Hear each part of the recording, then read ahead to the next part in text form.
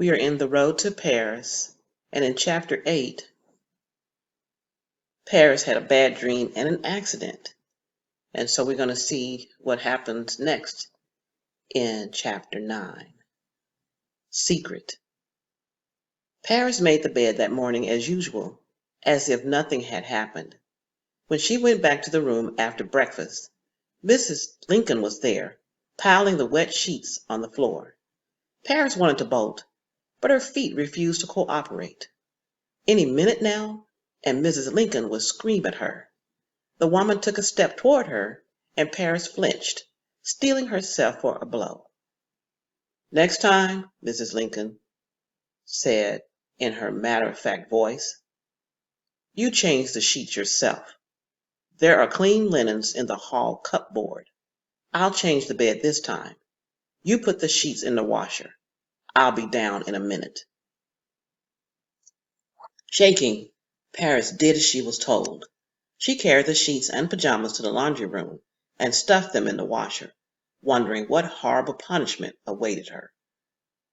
David and Jordan stared at Paris all through breakfast. She felt their eyes on her, but every time she looked up, they looked away. Do they know about the bed? No, they didn't see me with the sheets. Their door was closed when I passed by, wasn't it? Paris did her best to avoid the boys for the rest of the day. That was easy enough where David was concerned. He went off to school right after breakfast, but Jordan was home all day, like Paris. He wouldn't be starting kindergarten until the next week. As for Paris, Mrs. Lincoln had let her stay home this first week to get used to her surroundings. That had worked out just fine for Paris until now. She'd give anything to be out of Jordan's line of sight at the moment. When Jordan was inside watching television, Paris stepped out onto the front porch and stayed there until he came out to join her. When he did, she ran to the backyard. When he showed up out back to feed his rabbit and to play with Jet, she went inside. But her luck at avoiding the boys ran out when David came home from school. She bumped into him on the stairs. "Why do you cry every night?" asked David, wasting no words. "What? I don't know what you're talking about," said Paris, trying to push her way past the boy. "Yes, you do. Excuse me. Can I please get by?"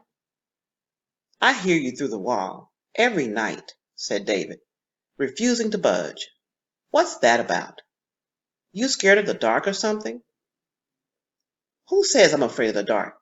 Paris burst out. "I never said I was afraid of the dark. Now get out of my way, please." The very idea of the dark made Paris shiver, giving her secret away. "That's it," said David, triumphant. "Little Miss City Girl's afraid of the dark. Man!" Paris balled her fist and shouted at him.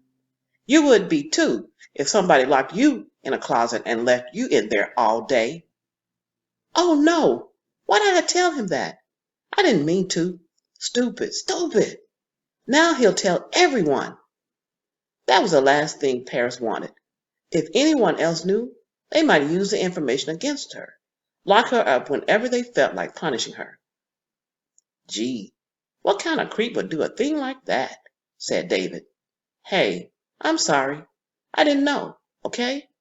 I'm sorry." Paris dropped her voice to a whisper. "Please don't tell anyone. Please, promise me." David touched her on the shoulder lightly. "I won't," he said. "I promise." Then he let her squeeze past him and watched her disappear into her room. Later that evening, after dinner, Paris was upset to see David whispering something to his mother. "He promised. I should have known better than to believe him." Hours later, Paris went to bed. As she did each night, she shivered beneath the covers, dreading the moment Mrs. Lincoln would switch off the light and plunge her into darkness. "Good night," said Mrs. Lincoln. Like a swimmer, Paris took a deep breath before diving into the deep. Mrs. Lincoln hit the switch, but something was different. When she turned off the bright overhead light, a smaller, dimmer spot of light appeared on the wall near the door. A nightlight.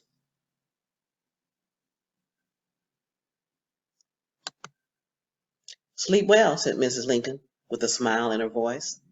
She began to close the door, but left it slightly ajar for the first time. A wave of light from the hall added to the pool at Paris's doorway. Paris sighed, relaxing her grip on the bedsheet, and slipped into a peaceful sleep. The next evening, when Paris and David were alone in the dining room setting the table, David said out of the blue, "I used to be afraid of the dark, and of the boogeyman, and of spiders, all sorts of things." "Really?" said Paris. "Really." "What did you do?" "I started keeping God in my pocket." "Huh?" "It's something my mom told me once, to keep God in my pocket." "I don't understand. How can God fit inside your pocket?" "No, that's not it. It just means to keep God close. Like He's right there, in your pocket, close enough to call on or to talk to. That's what I do when I'm afraid." "And that helps?" "Yep, sure does." And that was all he said on the subject. But it was enough. It was something she'd never forget.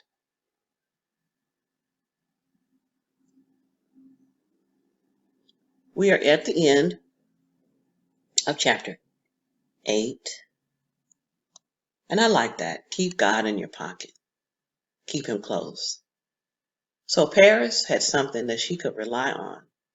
Now she could trust David, but she could also trust God when she's afraid.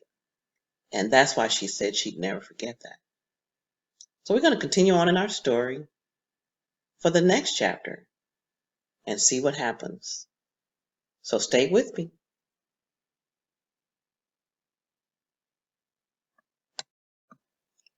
The Road to Paris. In chapter 9, Paris received comfort from David, and we're going to find out what surprises may be in store for her in chapter 10, New School. Paris tried out David's advice sooner than she expected. A few days after their conversation, she faced her first day at Claremont Elementary. Standing before a classroom of strangers, Paris held her books tightly in the crook of her left arm, while her right hand was stuffed deep inside her skirt pocket. "Class, say hello to Paris Richmond. She'll be joining us, starting today." "Hi, Paris," came a smattering of voices. "Paris? What kind of name is that?" cracked one boy. "And what's with the blonde hair?" "That's enough, Brian," said the teacher. "Paris, take that empty seat in the third row." Paris, whose legs suddenly felt heavy as concrete slabs, finally made it into her seat after almost tripping, thanks to Brian, who stuck his foot out in the aisle when the teacher wasn't looking. Giggles erupted like bubbles all around Paris, but the girl sitting next to her leaned close and said, "Don't pay them any mind. They're all stupid. Jealous probably, 'cause you're pretty and unusual looking, and you got a fabulous name." Paris smiled in gratitude, wondering who this girl was. "I'm Ashley," she said, "and you're Paris. We'll talk later." Paris nodded, grinning at her new best friend. At lunchtime, Ashley led Paris to the last table in the lunchroom, the one farthest from the door. That way, Ashley said, when the bell rang, they could take their time and justify being the last ones back to class because they were the last ones out of the lunchroom. "You sit here, and I'll go get our milks," said Ashley. She held out her hand, waiting. Paris looked puzzled. "You did bring milk money, right?" Paris had never worried about milk money. Malcolm had always taken care of that. Paris was trying to figure out what to do when she suddenly remembered the coins Mrs. Lincoln had pressed into her hand before leaving her in the school office that morning.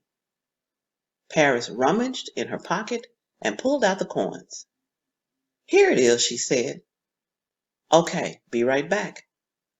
As the lunchroom filled, Ashley disappeared into the crowd, then quickly returned, balancing 3 cartons of milk on a tray. I'm extra thirsty, she explained as she plopped down on the bench. So, where you're from? She asked before biting into her spiced ham and cheese sandwich. The city, said Paris, slowly unwrapping her sandwich like the mystery it was. When'd your family move up here? Well, they didn't exactly. Paris folded back the waxed paper and studied her bologna sandwich, trying to think of a good explanation without getting into her whole family saga. I mean, it's just me who moved here. Forget it. It doesn't matter how I got here. I'm here is all. Oh, I get it. You live with your cousins or something, right? Sort of. So where do they live? Riverview Road, at the top of the hill, up by Con Edison. Ashley slapped her milk carton down on her tray, creating a pool of white in the corner. Well, I'll be a monkey's backside. Huh? That's something my daddy always says, Ashley explained. So you live with the Lincolns. How do you know that? Asked Paris. Ashley smiled. I live down the street, 4 houses over. Paris laughed out loud. She could not believe her luck. When we're at the end of chapter 10, it looks like Paris has made a new friend in Ashley. And so we're going to continue on with her journey in chapter 11. So come back with me to chapter 11.